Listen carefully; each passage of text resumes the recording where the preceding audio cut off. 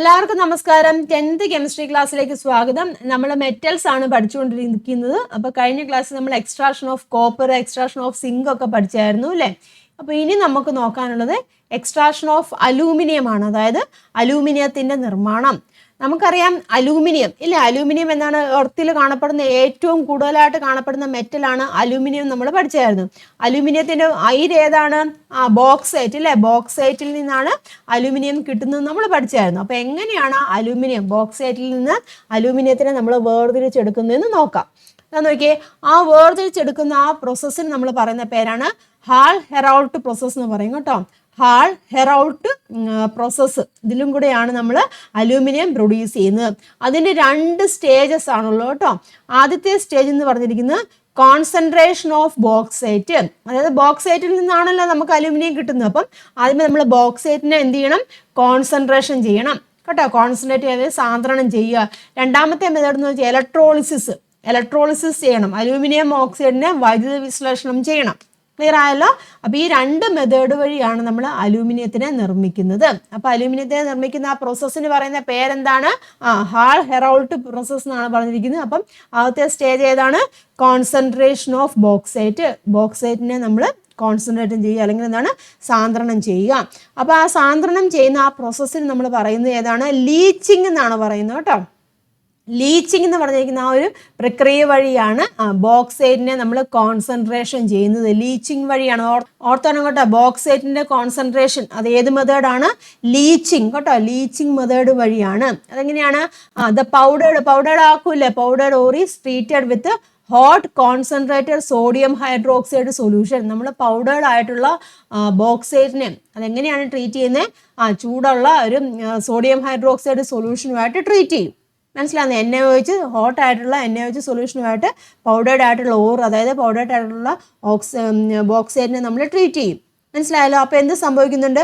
അതിൽ ഓർസ് മാത്രം എന്നാൽ ഡിസോൾവ് ചെയ്യും ഇല്ലേ? ഓർസ് മാത്രം അതിൽ ലയിക്കും. എന്നിട്ട് സോഡിയം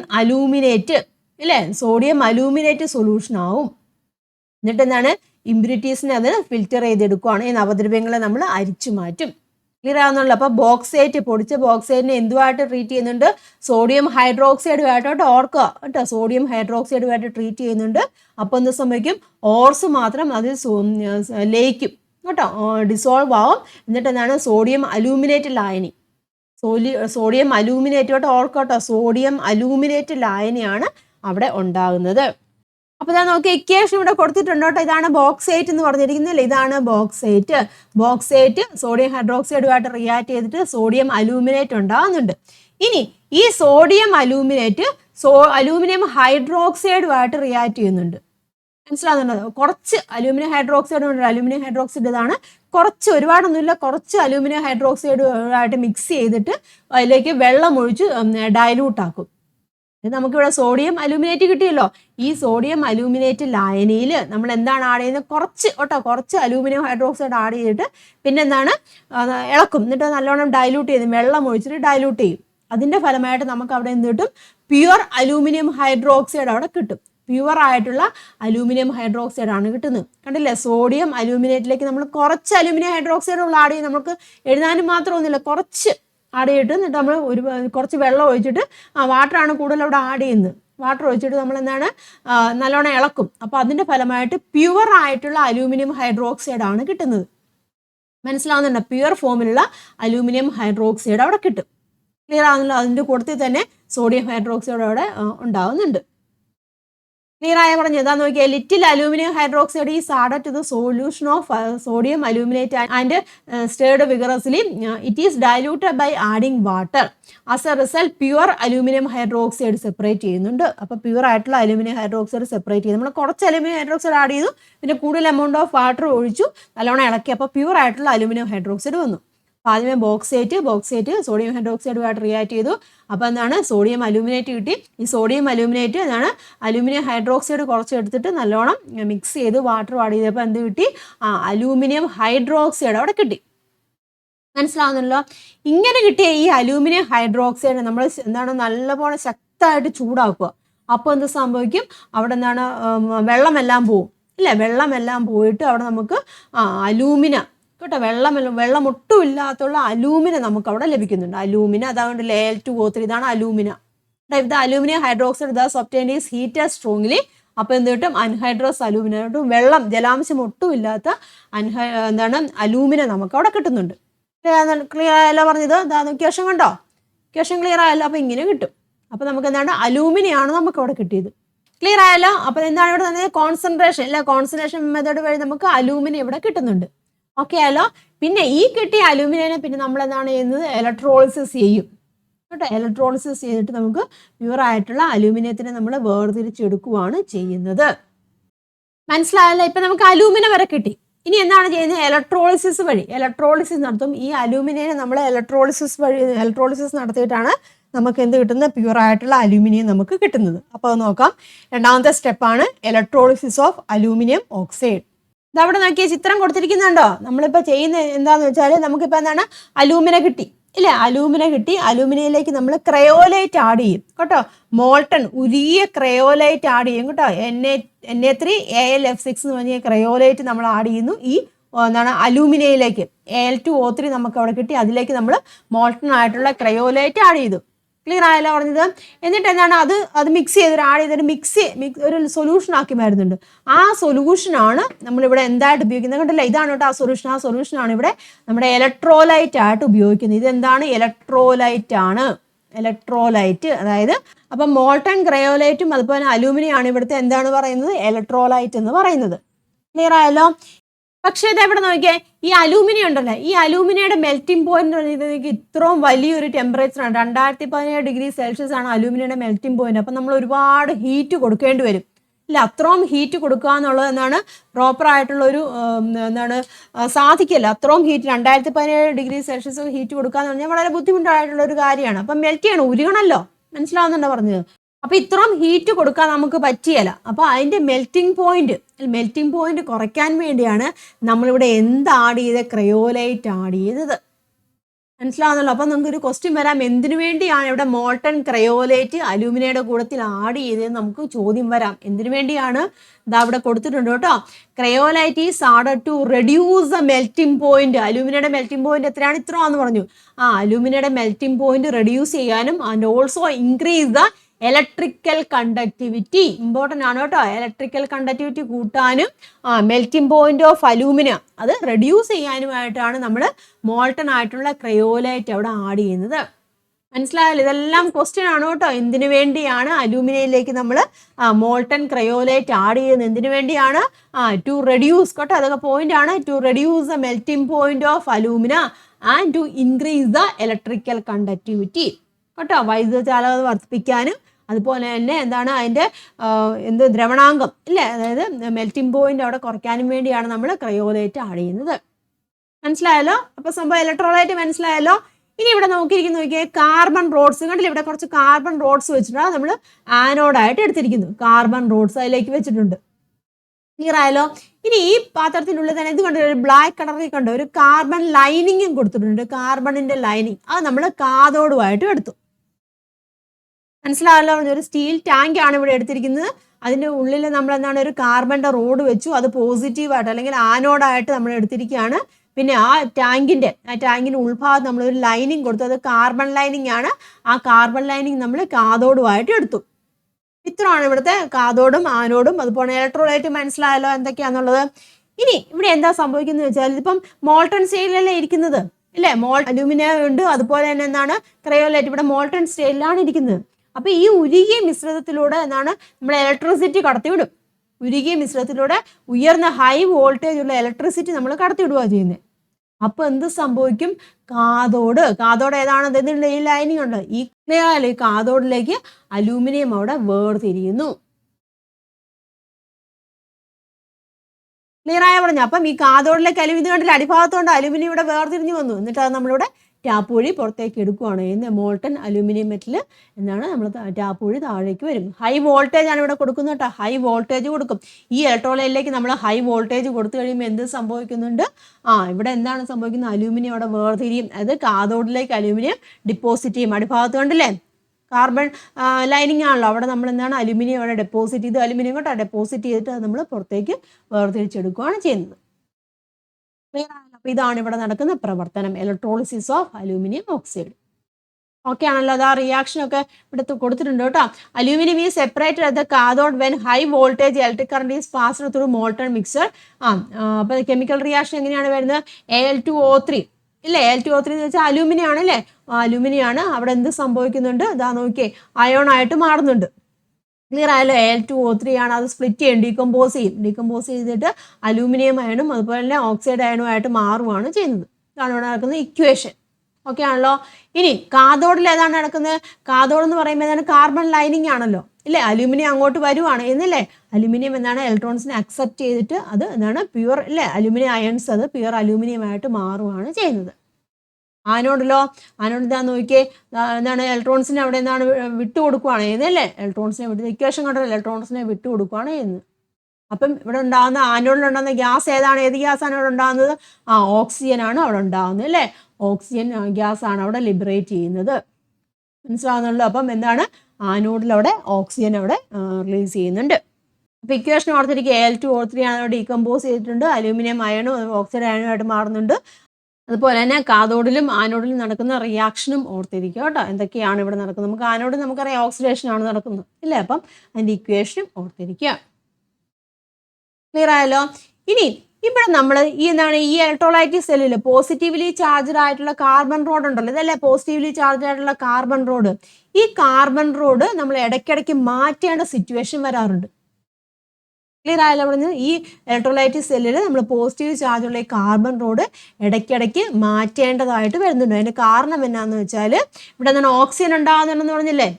ക്ലിയർ ആയല്ലോ പറഞ്ഞത്? ഇവിടെ ഓക്സിജൻ ഉണ്ടാകുന്നുണ്ട് ഇല്ലേ. ആനോഡിൽ എന്താണ്? ഓക്സിജൻ ഉണ്ടാകുന്നുണ്ട്. ഈ ഓക്സിജൻ കാർബണുമായിട്ട് റിയാക്ട് ചെയ്ത്, കാർബണോടല്ലേ, കാർബണുമായിട്ട് റിയാക്ട് ചെയ്യും. ഓക്സിജൻ ഉണ്ടാകുന്ന ഓക്സിജൻ കാർബണുമായിട്ട് റിയാക്ട് ചെയ്തിട്ട് കാർബൺ ഡൈ ഓക്സൈഡ് ഉണ്ടാവും. ക്ലിയർ ആയ പറഞ്ഞത്? കാർബൺ ഡൈ ഓക്സൈഡ് ആയിട്ട് മാറുന്നുണ്ട്. അതിൻ്റെ ഫലമായിട്ട് എന്ത് സംഭവിക്കുന്നുണ്ട്? ഇവിടെ എന്താണ്? ഇതിൻ്റെ എന്താണ്? വലിപ്പം അവിടെ കുറയും. കാർബൺ റോഡ് ഉണ്ടല്ലോ, കാർബൺ റോഡിന് വലിപ്പം അവിടെ കുറയാണ്. ഇവിടുത്തെ കാർബൺ ഓക്സിജനായിട്ട് റിയാക്ട് ചെയ്യും. അപ്പോൾ അതിൻ്റെ വലിപ്പം അവിടെ കുറയുന്നുണ്ട്. അതുകൊണ്ടാണ് നമ്മളത് ഇടയ്ക്കിടയ്ക്ക് മാറ്റേണ്ടി വരും കേട്ടോ. ഇവിടെ ക്വസ്റ്റ്യൻ ഉണ്ട് കേട്ടോ, ഇതൊക്കെ ക്വസ്റ്റ്യൻ ആണ്. The electrolytic cell the positively charged carbon rods are replaced periodically the production of അല്ലെങ്കിൽ the electrolysis of aluminium oxide. അപ്പോൾ ചോദിക്കാം, വാട്ട് ഈസ് ദ റീസൺ? എന്താണ് റീസൺ? അവിടെ ആൻസർ കൊടുത്തിട്ടുണ്ട് കേട്ടോ. ഓക്സിജൻ അല്ലേ, oxygen released at the anode അല്ലെ, ആനോഡിൽ ഓക്സിജൻ റിലീസ് ചെയ്യുന്നുണ്ട്. അതെന്താണ്? Oxidise the carbon rod to oxides of carbon. ആനോഡിൽ സ്വതന്ത്രമാക്കപ്പെടുന്ന ഓക്സിജൻ എങ്ങനെയാണ്? കാർബൺ ദണ്ടിനെ ഓക്സീകരിക്കും ഇല്ലേ. അതായത് കാർബൺ ദണ്ടിനെ ഓക്സിജൻ എന്തായിട്ട് മാറുന്നുണ്ട്? കാർബണിൻ്റെ ഓക്സൈഡുകളായിട്ട് മാറുന്നത് കാർബൺ ഡൈ ഓക്സൈഡ് ആയിട്ട് മാറുവാണ്. അതിൻ്റെ ഫലമായിട്ട് ആനോഡിൻ്റെ result the size of the anode rod increases. ആനോഡിൻ്റെ ഇല്ലേ, ആനോഡ് റോഡ് കണ്ടില്ലേ? ആനോഡ് റോഡ് ഏതാണ്? അവിടെ കണ്ടില്ലേ? ഇതല്ലേ ആനോഡ് റോഡ് ഇല്ലേ. ഈ ആനോഡ് റോഡിൻ്റെ സൈസ് അവിടെ കുറയും. അതുകൊണ്ട് നമ്മൾ ഇത് ഇടയ്ക്കിടയ്ക്ക് എന്താണ്? മാറ്റേണ്ടി വരും. ഓക്കെ ആണല്ലോ? ക്വസ്റ്റ്യൻ മനസ്സിലായല്ലോ? ക്വസ്റ്റ്യൻ ഇവിടെയുണ്ട്, ആൻസർ ഇവിടെയുണ്ട്. കൃത്യമായിട്ട് മനസ്സിലാക്കി പഠിക്കുക കേട്ടോ. That is the reason. Okay ആണല്ലോ? ഇത് അവിടെ ഒരു ടേബിൾ ഉണ്ട്, ടേബിൾ നമുക്ക് കംപ്ലീറ്റ് ചെയ്യാം. ഇവിടെ ആനോഡ് ഏതാണ്? കാർബൺ റോഡാണ് അല്ലേ. ആനോഡ് എന്ന് പറഞ്ഞിരിക്കുന്നത് കാർബൺ റോഡ്സ് ആണ്. കാഥോഡ് എന്ന് പറഞ്ഞിരിക്കുന്നത് എന്താണ്? കാർബൺ ലൈനിങ് ഇല്ലേ, കാർബൺ ലൈനിങ് ആണ് കാഥോഡ് എന്ന് പറഞ്ഞിരിക്കുന്നത്. ഇലക്ട്രോലൈറ്റ് ഏതാണ്? അലൂമിനിയം, അതുപോലെ ക്രയോലൈറ്റും ഇല്ല, അലൂമിന അതുപോലെ തന്നെ ക്രയോലൈറ്റ് അല്ലേ. അലൂമിനിയം ക്രയോലൈറ്റും ആണ് എന്തെന്ന് പറഞ്ഞിരിക്കുന്നത്? നമ്മുടെ ഇലക്ട്രോലൈറ്റ് എന്ന് പറയുന്നത്. The product formed at anode. ആനോഡിലുണ്ടാകുന്ന പ്രൊഡക്റ്റ് ഏതാണ്? ഓക്സിജൻ ആണല്ലേ. പ്രൊഡക്റ്റ് ഫോംഡ് അറ്റ് കാഥോഡിൽ ഏതാണ് ഉണ്ടാകുന്നത്? അലൂമിനിയം. ഇവിടുത്തെ റെഡ്യൂസിങ് ഏജന്റ് എന്ന് പറഞ്ഞിരിക്കുന്നത് ഏതാണ്? ഇലക്ട്രിസിറ്റി ആണ് കേട്ടോ. വൈദ്യുതി അല്ലെങ്കിൽ ഇലക്ട്രിസിറ്റി ആണ് ഇവിടുത്തെ നിരോക്സികാരി അല്ലെങ്കിൽ റെഡ്യൂസിങ് ഏജന്റ് എന്ന് പറയുന്നത് കേട്ടോ, ഇലക്ട്രിസിറ്റി. മനസ്സിലായല്ലോ? അപ്പോൾ ഇതാണ് അലൂമിനിയത്തിൻ്റെ നിർമ്മാണം എന്ന് പറയുന്നത്. അപ്പോൾ 2 പ്രോസസ്സുകളുണ്ട്. ഏതൊക്കെയാണ് 2 പ്രോസസ്സ് എന്ന് പറയുന്നത്? കോൺസെൻട്രേഷൻ ഓഫ് ബോക്സൈറ്റിനെ നമ്മൾ കോൺസെൻട്രേറ്റ് ചെയ്യും. പിന്നെ എന്താണ് നടക്കുന്നത്? Electrolysis of aluminium oxide.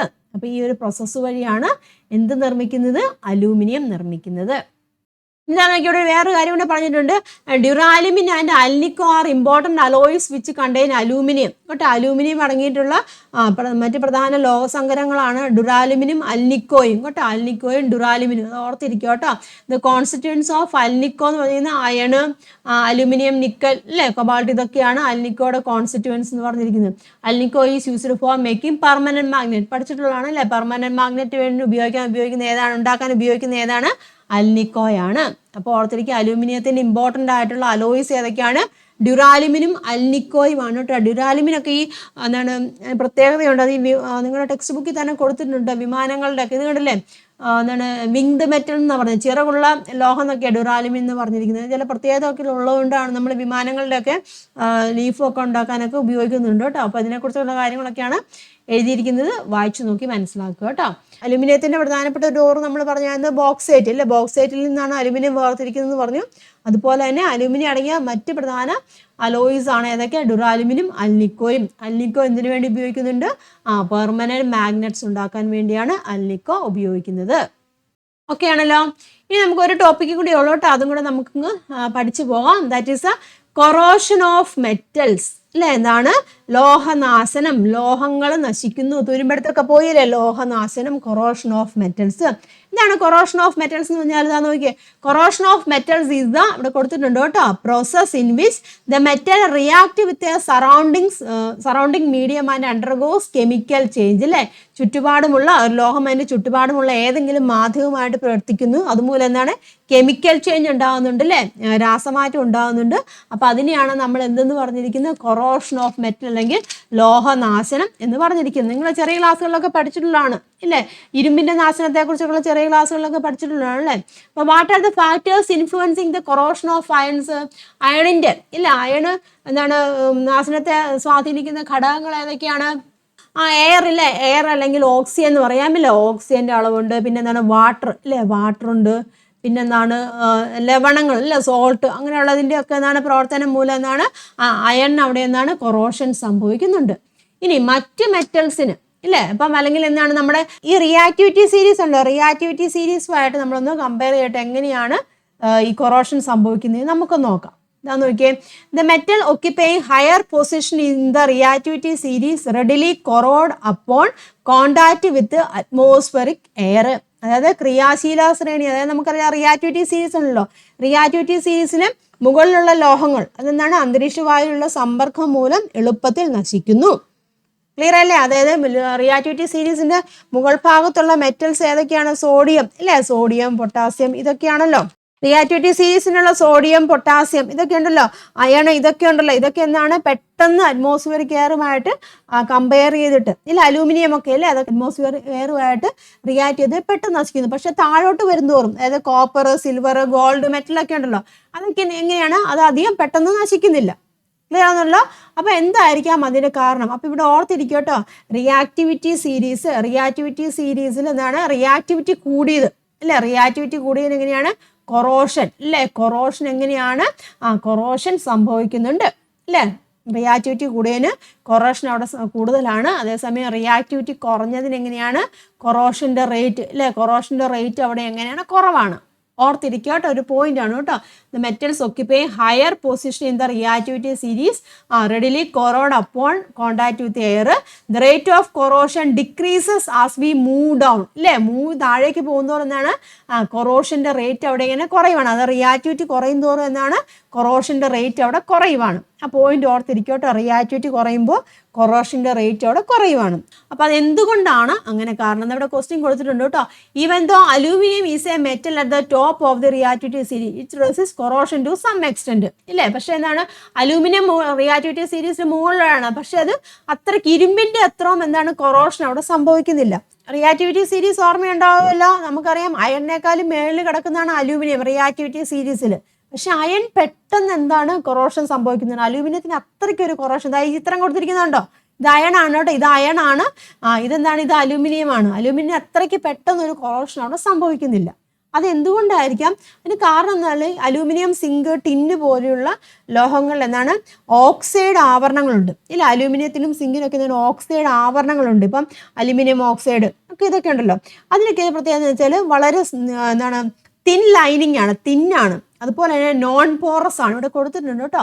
The oxide coating on metal such as aluminium, zinc, അതുപോലെ ടിന്ന്, ഇതിനൊക്കെ റിയാക്ടിവിറ്റി കൂടിയതാണ് കേട്ടോ. അലുമിനിയത്തിനൊക്കെ അയണിനേക്കാളും റിയാക്ടിവിറ്റി കൂടിയതാണ്. പക്ഷെ അതിൻ്റെയൊക്കെ ഒരു മേളിൽ എന്താണ്, ഓക്സൈഡ് ഉണ്ടല്ലോ, ആ ലെയർ എങ്ങനെയാണ്, തിന്നാണ്. അതുപോലെ നോൺ പോറസ് ആണ്, അതായത് സുഷിരങ്ങളൊന്നുമില്ല, തിൻ ലെയർ ആണ്, നോൺ പോറസ് ആണ്. അപ്പോൾ എന്താണ്, അത് ലോഹത്തെ എന്താണ്, ഒരു പ്രൊട്ടക്റ്റ് ചെയ്യുവാണ്, കൊറോഷനിൽ നിന്ന് പ്രൊട്ടക്റ്റ് ചെയ്യുവാണ് ചെയ്യുന്നത്. ക്ലിയർ ആയല്ലോ പറഞ്ഞത്? അതായത് അലുമിനിയം, സിങ്ക്, ടിൻ പോലുള്ള ലോഹങ്ങളിലെ ഓക്സൈഡ് ആവരണങ്ങൾ, ഇതിനൊക്കെ എന്താണ്, ഒരു ഓക്സൈഡ് ആവരണം ഉണ്ട്, ഓക്സൈഡ് കോട്ടിംഗ് ഉണ്ട്. അത് എങ്ങനെയാണ്, തിൻ, കണ്ടോ, തിൻ ആൻഡ് നോൺ പോറസ് ആണ്. അതാണ് പോയിന്റ് കേട്ടോ. തിൻ ആൻഡ് നോൺ പോറസ് ആണ്, അത് പ്രൊട്ടക്റ്റ് ചെയ്യുവാണ് ചെയ്യുന്നത്. പക്ഷേ ഇരുമ്പ് നമ്മൾ പറഞ്ഞില്ലേ, അലുമിനിയത്തിനേക്കാളും താഴെ നിൽക്കുന്ന മെറ്റലാണ് ഇരുമ്പ്. പക്ഷെ ഇരുമ്പ് പെട്ടെന്ന് കൊറോഷൻ സംഭവിക്കുന്നു. ഇരുമ്പിന്റെ ഉപരിതലത്തിൽ കേട്ടോ, അതിന്റെ റീസൺ ഒക്കെ ഇവിടെ കൊടുത്തിട്ടുണ്ടോ, അതായത് ഇതൊക്കെ ക്വസ്റ്റ്യൻ ആണ് കേട്ടോ. How does A corrosion of iron differ from this എന്ന് ചോദിച്ചിട്ടുണ്ട്. അതായത് ഈ ഇരുമ്പിന്റെ സർഫസ് ഉണ്ടല്ലോ, ഇരുമ്പിന്റെ സർഫസിൽ രൂപപ്പെടുന്ന എന്താണ്, ഹൈഡ്രേറ്റഡ് അയൺ ഓക്സൈഡ് ഉണ്ട്. അതായത് ഹൈഡ്രേറ്റഡ് അയൺ ഓക്സൈഡ് നമ്മൾ പറഞ്ഞ അതാ നോക്കുക, Fe അയൺ ഓക്സൈഡ് കേട്ടോ, അയൺ ഓക്സൈഡ് ആണ്. അതാണ് നമ്മുടെ തുരുമ്പില്ലേ, തുരുമ്പ് എന്ന് പറയുന്നത് അയൺ ഓക്സൈഡ് ആണ്, തുരുമ്പ് എന്ന് പറഞ്ഞിരിക്കുന്നത്. ആ അയൺ ഓക്സൈഡ് എങ്ങനെയാണ്, സുഷിരങ്ങൾ, ഹോൾസ് ഉള്ളതാണ്, പൊടിയുന്നതുമാണ്. മനസ്സിലാവുന്നുണ്ടാവും. അപ്പോൾ പെട്ടെന്നത് എയറും എല്ലാം വന്നിട്ട് അബ്സോർവ് ചെയ്തിട്ട് അത് പെട്ടെന്ന് നാശം സംഭവിക്കുന്നു. അതാണ് റീസൺ കേട്ടോ. അതാ നോക്കുക കേട്ടോ. ദ ഹൈഡ്രേറ്റഡ് അയൺ ഓക്സൈഡ്, അതാണ് റെസ്റ്റ് എന്ന് പറഞ്ഞത്. That forms on the surface of iron is porous, powdery, അതായത് സുഷിരങ്ങളുള്ളതാണ്, അതുപോലെ തന്നെ പൊടിയുന്നതുമാണ്. അതുകൊണ്ടാണ് so this process of corrosion continues until the metal is completely destroyed. അപ്പം ആ കൊറോഷൻ മെറ്റൽ കംപ്ലീറ്റ് ആയിട്ട് നശിക്കുന്നവരെ ആ ഒരു പ്രോസസ്സ് അവിടെ കണ്ടിന്യൂ ചെയ്യും. അപ്പോൾ അതാണ് മെയിൻ ഡിഫറൻസ്. റിയാക്ടിവിറ്റി സീരീസിൽ അലുമിനിയത്തിനേക്കാളും താഴെയാണ് എന്തെന്ന് പറഞ്ഞിരിക്കുന്ന അയണ്. പക്ഷെ എന്താണ്, അലുമിനിയത്തിനേക്കാളും പെട്ടെന്ന് കൊറോഷൻ സംഭവിക്കുന്ന അയണാണ്. What is the reason? അപ്പം എന്ത് പറയാം, അയണിൽ എന്താണ്, the hydrated iron oxide that forms on the surface of iron is porous കേട്ടോ. പോറസ് കേട്ടോ, ഇത് മെയിൻ പോയിന്റ് ആണ്. Porous and powdery. അതുകൊണ്ടാണ് corrosion continues until the metal is completely destroyed. മറ്റേതിൻ്റെ കേസിലോ, അലൂമിനിയത്തിൻ്റെ ഒക്കെ കേസിലോ എങ്ങനെയാണ്, നോൺ പോറസും തിന്നുമാണ്. അപ്പോൾ അത് പ്രൊട്ടക്റ്റ് ചെയ്യുന്നു. That is A reason. മനസ്സിലായല്ലോ? അപ്പോൾ എന്തൊക്കെ നമുക്ക് പറയാം, ലോഹത്തെ അല്ലെങ്കിൽ കൊറോഷനെ സ്വാധീനിക്കുന്ന ഘടകങ്ങൾ നമുക്ക് ഏതൊക്കെ പറയാം? അതാ നോക്കിയേ, നേച്ചർ ഓഫ് ദ മെറ്റീരിയൽ അല്ലേ, റിയാക്ടിവിറ്റി സീരീസിന്റെ കേസിൽ നമുക്ക് പറയാം. പക്ഷെ എന്താണ് അതിൻ്റെ കാരണങ്ങൾ മനസ്സിലായല്ലോ. റിയാക്ടിവിറ്റി കുറഞ്ഞതിന് എങ്ങനെയാണ്, കൊറോഷൻ കുറവാണ്. റിയാക്ടിവിറ്റി കൂടിയതിന് കൊറോഷൻ കൂടുതലാണ്. പക്ഷേ നേച്ചറും അനുസരിച്ചിരിക്കും.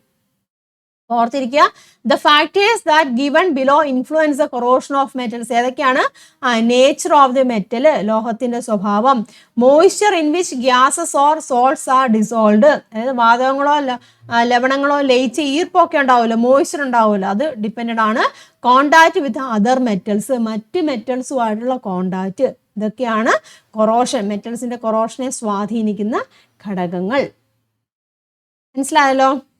അപ്പോൾ നമ്മൾ എന്തൊക്കെയാണ് ഫാക്ടേഴ്സ് മെറ്റലിന്റെ കൊറോഷനെ ഇൻഫ്ലുവൻസ് ചെയ്യുന്നതെന്ന് കണ്ടു. അതിൽ നമ്മൾ ഒരു കാര്യം പറഞ്ഞായിരുന്നു, കോണ്ടാക്ട് വിത്ത് അതർ മെറ്റൽസ്, അതായത് മറ്റു ലോഹങ്ങളുമായിട്ടുള്ള സമ്പർക്കം. അപ്പോൾ ഈ മറ്റു ലോഹങ്ങളുമായിട്ടുള്ള സമ്പർക്കം മൂലം എങ്ങനെയാണ് കൊറോഷൻ സംഭവിക്കുന്നത് നോക്കാം. ക്വസ്റ്റ്യൻ കണ്ട ഇവിടെ കൊടുത്തിരിക്കുന്നതൊക്കെ ക്വസ്റ്റ്യൻ ആണ് കേട്ടോ. How does the contact with other metals alter the rate of corrosion, അതായത് മറ്റു മെറ്റലുമായിട്ട് സമ്പർക്കം വരുമ്പോൾ എങ്ങനെയാണ് ലോഹനാശനത്തിന്റെ നിരക്ക് അവിടെ വ്യത്യാസപ്പെടുന്നതെന്നാണ് ചോദിച്ചിരിക്കുന്നത് കേട്ടോ. അപ്പം അതിനു വേണ്ടിയുള്ള ഒരു എക്സ്പെരിമെന്റ് ഇവിടെ കൊടുത്തിട്ടുണ്ട്. ആ എക്സ്പെരിമെന്റ് നമുക്ക് നോക്കാം. എന്താ നോക്കിയേ, ചിത്രം കാണാമല്ലോ. ഇവിടെ എന്താണ്, 2 ടെസ്റ്റ് ട്യൂബ് എടുത്തിട്ടുണ്ടല്ലേ. 2 ടെസ്റ്റ് ട്യൂബിലേക്കും എന്താണ്, ഡയലൂട്ട് സോഡിയം ക്ലോറൈഡ് സൊല്യൂഷൻ ആണ് എടുത്തിരിക്കുന്നത് കേട്ടോ. നേർപ്പിച്ച സോഡിയം ക്ലോറൈഡ് ലായനിയാണ് എടുത്തിരിക്കുന്നത്. പിന്നെ അതിലേക്ക് 2 നെയിൽസ് ഇട്ടിട്ടുണ്ട്. ആ 2 നെയിൽസും, ഒരു നെയിൽ എങ്ങനെയാണ്, കോപ്പർ വയർ റാപ്പ് ചെയ്തിട്ടുള്ള, ഇത് കോപ്പർ വയർ റാപ്പ് ചെയ്തിട്ടുള്ള നെയിലും, ഇതെന്താണ്, മഗ്നീഷ്യം കേട്ടോ, മഗ്നീഷ്യം വയർ റാപ്പ് ചെയ്തിട്ടുള്ള നെയിലും ഇട്ടു. ഒരെണ്ണത്തിലേക്ക് കോപ്പർ അല്ലെ, നെയിലാണ്, അയൺ നെയിലാണ് ഇട്ടത്. ഒന്നിലേക്ക് കോപ്പർ റാപ്പ് ചെയ്തു, മറ്റേതിലേക്ക് അയൺ നെയിലും റാപ്പ് ചെയ്തു.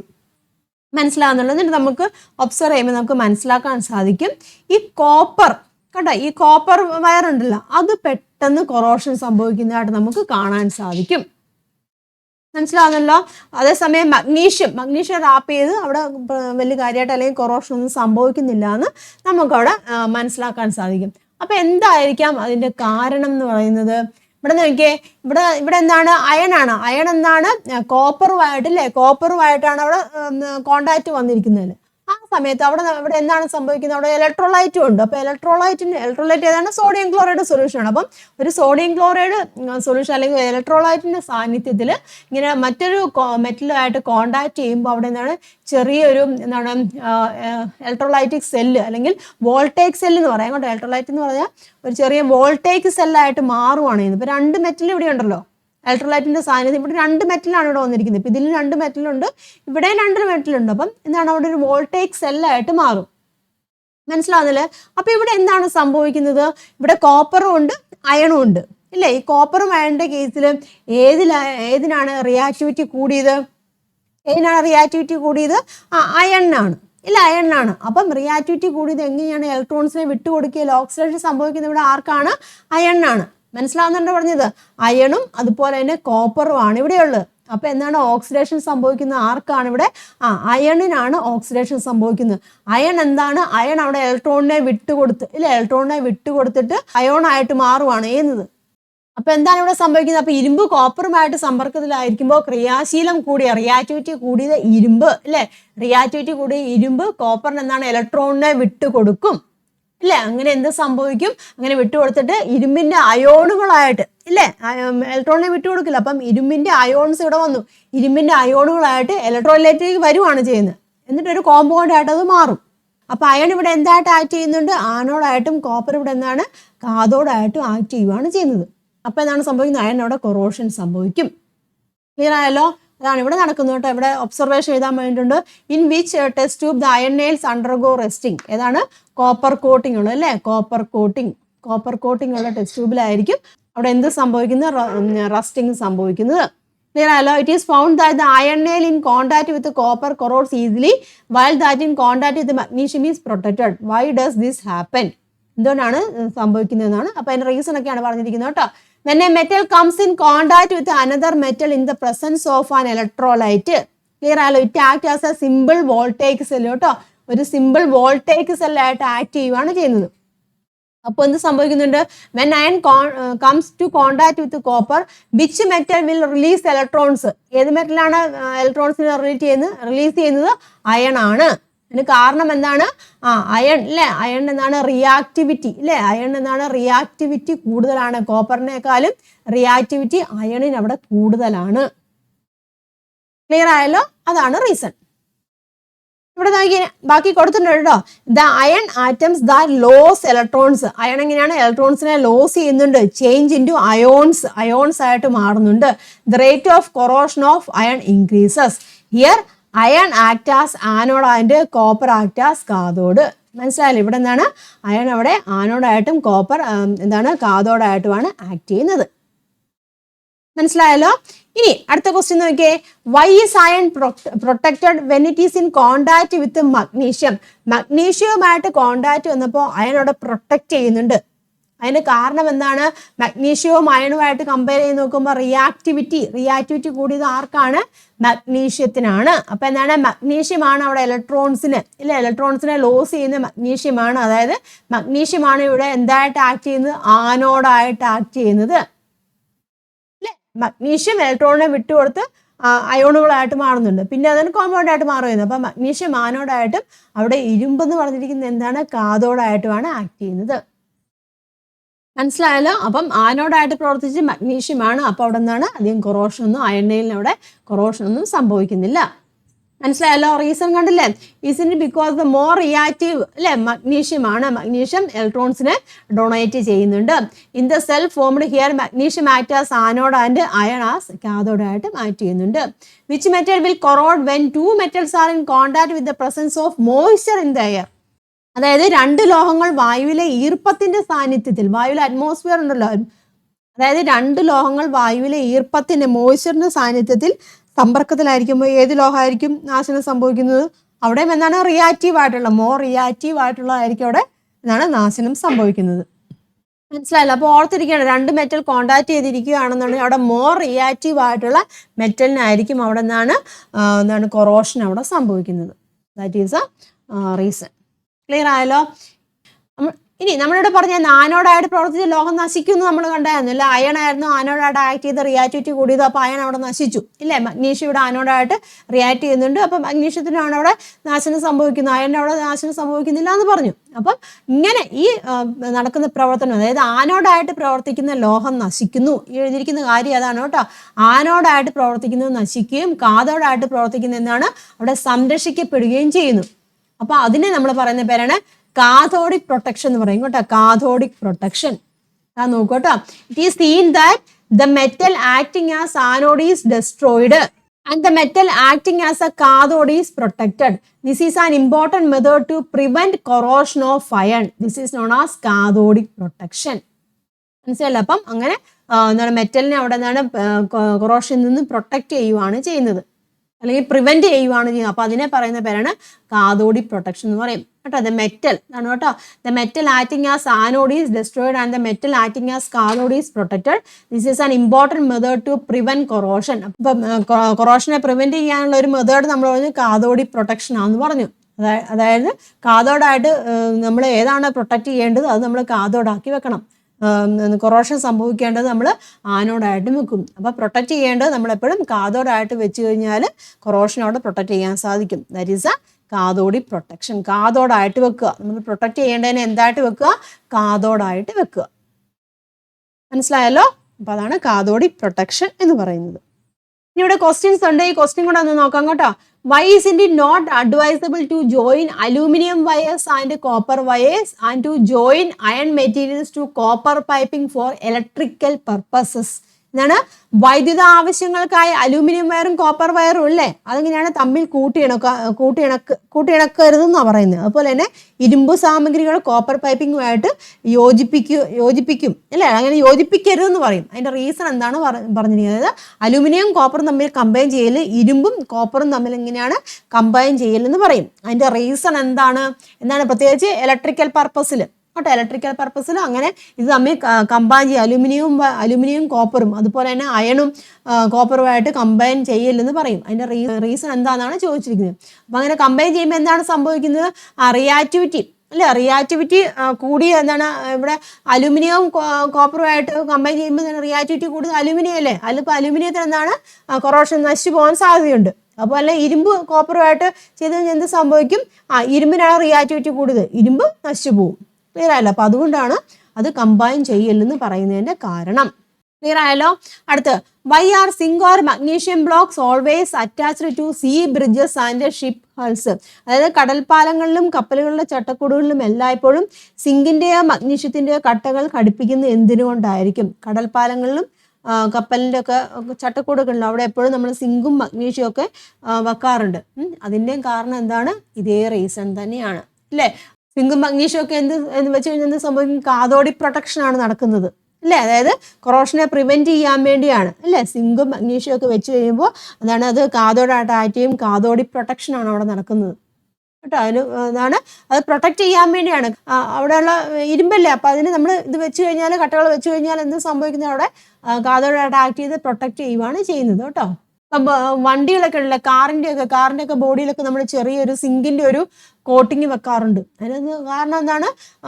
മെറ്റൽ ഉണ്ടല്ലോ, സ്റ്റീൽ, അപ്പോൾ അതിനെയൊക്കെ പ്രൊട്ടക്റ്റ് ചെയ്യാൻ വേണ്ടിയാണ്. സിങ്ക് കാഥോഡായിട്ട് ആക്ട് ചെയ്തിട്ട് അത് പ്രൊട്ടക്റ്റ് ചെയ്യും. ക്ലിയർ ആയല്ലോ? അപ്പോൾ അതിനു വേണ്ടിയാണ് ഇതൊക്കെ ചെയ്യുന്നത്. അപ്പം ഇതും ക്വസ്റ്റ്യൻസ് ആണ് കേട്ടോ. ഇത് കാഥോഡിക് പ്രൊട്ടക്ഷൻ ആണ് കേട്ടോ ഇതിൻ്റെ ആൻസർ കേട്ടോ. കാഥോഡായിട്ട് ആക്ട് ചെയ്യും, അപ്പം മെറ്റലിനെ പ്രൊട്ടക്റ്റ് ചെയ്യുവാണ് ചെയ്യുന്നത്. Cathodic protection. മനസ്സിലായല്ലോ? ആൻസേഴ്സ് ഞാൻ കൊടുത്തേക്കാം, നോക്കിക്കോളൂ. ക്വസ്റ്റിൻ്റെ ആൻസർ നോക്കട്ടെ. Why it is not advisable to join aluminium wires and copper wires and to join iron materials to copper piping for electrical purposes? എന്താണ് നമ്മൾ പറഞ്ഞില്ലായിരുന്നു? When aluminium and copper wires are joined together for electrical purpose, aluminum is more, അതാണ് reason. aluminum is more reactive than copper. There is a possibility that the aluminum may be destroyed. Similarly, when iron materials are joined with the copper piping, the iron used may quickly corrode due to contact. അപ്പോൾ വൈദ്യുതാവശ്യങ്ങൾക്കായി aluminium കമ്പികളും copper കമ്പികളും തമ്മിൽ കൂട്ടിയിണക്കുമ്പോൾ പരസ്പര സമ്പർക്ക നിമിത്തം ക്രിയാശീലം കൂടിയ aluminium നശിച്ചു പോകാൻ സാധ്യതയുണ്ട്. അതുപോലെ ഇരുമ്പ് സാമഗ്രികൾ കോപ്പർ പൈപ്പിങ്ങുമായി യോജിപ്പിക്കുമ്പോൾ ഉൾപ്പെടുത്തുന്ന ഇരുമ്പ് സമ്പർക്കം വഴി പെട്ടെന്ന് നശിച്ചു പോകാനും ചാൻസ് ഉണ്ട്. അടുത്ത ക്വസ്റ്റ്യൻ നോക്കിയേ, why are zinc or magnesium blocks always attached to sea bridges and ship hulls? നമ്മൾ പറഞ്ഞായിരുന്നല്ലോ അല്ലെ. അതിന് കാരണം എന്താണ്? കാഥോഡിക് പ്രൊട്ടക്ഷൻ ആണ് കേട്ടോ ഉദ്ദേശിക്കുന്നത്. they are attached to protect the iron or steel parts from crusting. അല്ലെ, zinc and magnesium are more reactive metal, so they corrode first, preventing the iron or steel from corroding. This method is known as a cathodic protection. Malayalam മീഡിയത്തിലുള്ളവർക്കും കൊടുത്തിട്ടുണ്ട്, answers നോക്കി മനസ്സിലാക്കുക കേട്ടോ. അപ്പോൾ clear ആയല്ലോ. അപ്പോൾ ഇതോടുകൂടി ഈ ഒരു ചാപ്റ്റർ നമ്മൾ കംപ്ലീറ്റ് ചെയ്തിരിക്കുകയാണ്. അപ്പോൾ ഇന്ന് നമ്മൾ പഠിച്ച എന്തൊക്കെയാണ്? അലൂമിനിയത്തിൻ്റെ നിർമ്മാണം എങ്ങനെയാണെന്ന് പഠിച്ചു. 2 മെത്തേഡുകൾ കണ്ടു, കോൺസെൻട്രേഷൻ ഓഫ് ബോക്സൈറ്റും അതുപോലെ ഇലക്ട്രോളിസിസ് ഓഫ് അലൂമിനിയം ഓക്സൈഡ്. സ്റ്റെപ്പുകളൊക്കെ കൃത്യമായിട്ട് പഠിക്കുക കേട്ടോ, എങ്ങനെയാണെന്നുള്ളത് കൃത്യമായിട്ട് നിങ്ങൾ നോട്ട് ചെയ്ത് വെക്കുക കേട്ടോ, പോയിന്റുകളായിട്ട് നോട്ട് ചെയ്ത് വെക്കുക കേട്ടോ. ഞാൻ ആ ഫ്ലോ ചാർട്ട് ഉണ്ടല്ലോ, ഫ്ലോ ചാർട്ടൊക്കെ നോക്കി പഠിക്കുക കേട്ടോ. പിന്നെ ഒരുപാട് ക്വസ്റ്റ്യൻസ് കണ്ടില്ലേ, ഇവിടെയൊക്കെ ഒരുപാട് ക്വസ്റ്റ്യൻസുകളുണ്ട്. ആ ക്വസ്റ്റ്യൻ ആൻസറുകളൊക്കെ നിങ്ങൾ എഴുതി വെച്ച് തന്നെ പഠിക്കുക. ഓക്കെ ആണല്ലോ. പിന്നെ കൊറോഷൻ ഓഫ് മെറ്റൽസ്, അതിൻ്റെ അകത്ത് ഒരുപാടുണ്ട്. റിയാക്ടിവിറ്റി ആയിട്ട് ബന്ധപ്പെട്ട് പറയുന്ന കാര്യങ്ങളുണ്ട്. റിയാക്ടിവിറ്റി ആയിട്ട് ബന്ധപ്പെട്ട് പറയുമ്പോൾ അലുമിനിയം അയണുമായിട്ട് അത് കമ്പയർ ചെയ്ത് തന്നെ പഠിക്കണം കേട്ടോ. പിന്നെ ഇൻഫ്ലുവൻസ് ചെയ്യുന്ന, കൊറോഷനെ ഇൻഫ്ലുവൻസ് ചെയ്യുന്ന ഫാക്ടേഴ്സുകൾ പറഞ്ഞിട്ടുണ്ട്. കോണ്ടാക്ട് ചെയ്ത് വരുമ്പോൾ അല്ലെ എന്താണ് സംഭവിക്കുന്നത് അതും മനസ്സിലാക്കുക. പിന്നെ എന്താണ് കാഥോഡിക് പ്രൊട്ടക്ഷൻ എന്താണെന്ന് ക്ലിയർ ആയിട്ട് മനസ്സിലാക്കി പഠിക്കുക. നോട്ട് ചെയ്ത് വെക്കുക, പോയിന്റുകൾ നോട്ട് ചെയ്ത് തന്നെ വെക്കണം. ടെക്സ്റ്റ് ബുക്കിലുള്ള വായിച്ച് പഠിക്കാൻ വേണ്ടി ഇരിക്കില്ല. ടെക്സ്റ്റ് ബുക്ക് നല്ലോണം വായിക്കണം. പക്ഷെ എല്ലാം കൂടെ കാണുമ്പോൾ നിങ്ങൾക്ക് എവിടെയാണ് കിടക്കുന്നത് ഒരു കൺഫ്യൂഷൻ വരും. അപ്പോൾ ഹെഡിങ് കൊടുക്കുക, കൊറോഷൻ ഓഫ് മെറ്റൽസ് എന്ന് ഹെഡിങ് കൊടുക്കുക. ഓരോരോ പോയിന്റുകൾ നോട്ട് ചെയ്ത് വെക്കുക. ക്വസ്റ്റ്യൻസ് എഴുതി വെക്കുക, അതിൻ്റെ ആൻസറും അടിയിൽ എഴുതി വെക്കുക കേട്ടോ നോട്ട് ബുക്കിൽ. ഓക്കെ ആണല്ലോ. അപ്പോൾ ഈ ഒരു ചാപ്റ്റർ കംപ്ലീറ്റ് ആക്കിയിരിക്കുകയാണ്. ഇനി നമുക്ക് ഇവിടെയുള്ളത് ഇതിൻ്റെ ലെറ്റസസ് ആണ് കേട്ടോ. അത് നമുക്ക് അടുത്ത വീഡിയോയിൽ ഡിസ്കസ് ചെയ്യാം. ലെറ്റസസ് ചെയ്യുന്നതിന് മുന്നേ എന്ത് ചെയ്യണം? ഈ ഒരു ചാപ്റ്റർ കംപ്ലീറ്റ് ആയിട്ട് പഠിച്ചിരിക്കണം. എങ്കിലേ ഉള്ളൂ ക്വസ്റ്റ്യൻസ് ഒക്കെ പറയുമ്പോൾ മനസ്സിലാകത്തുള്ളൂ. അപ്പോൾ നമുക്ക് ലെറ്റസസുമായിട്ട് നെക്സ്റ്റ് ക്ലാസ്സിൽ കാണാം. എല്ലാവർക്കും ക്ലിയർ ആയെന്ന് വിശ്വസിക്കുന്നു. വീഡിയോ ഉപകാരമായിട്ടുണ്ടെങ്കിൽ ലൈക്ക് ചെയ്യണം, ഫ്രണ്ട്സിലേക്കും ഷെയർ ചെയ്യുക കേട്ടോ. നെക്സ്റ്റ് വീഡിയോയിൽ വീണ്ടും കാണാം. എല്ലാവർക്കും നന്ദി, നമസ്കാരം. താങ്ക്